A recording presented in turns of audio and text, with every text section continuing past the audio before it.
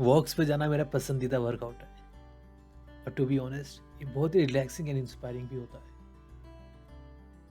आज हम पिटस्टोन आए हैं, ये ल्यूटन के पास ही है और जो हमने सुना है कि बहुत अच्छी वॉक है, तो लेट्स सी।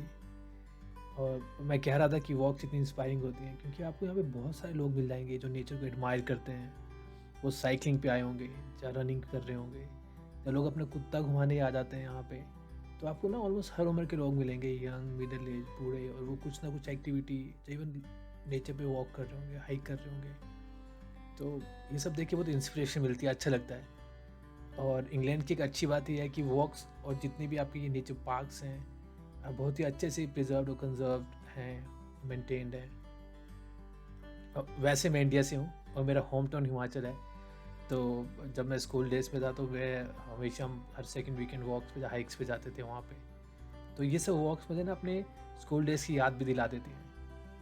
तो आज हम छोटी सी वॉक पे भी आए हैं, छोटी तो नहीं, 4-5 माइल की वॉक है और हम पिकनिक करेंगे छोटी सी।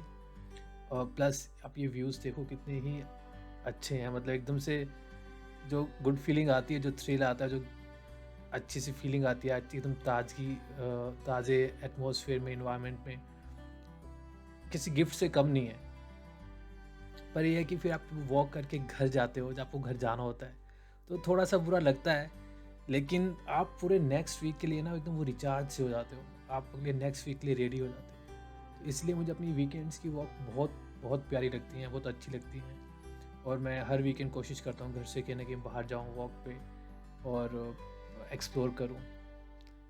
तो आई होप आप सबको ये वीडियो अच्छा लगा हो, and please do subscribe and like my channel. Thank you.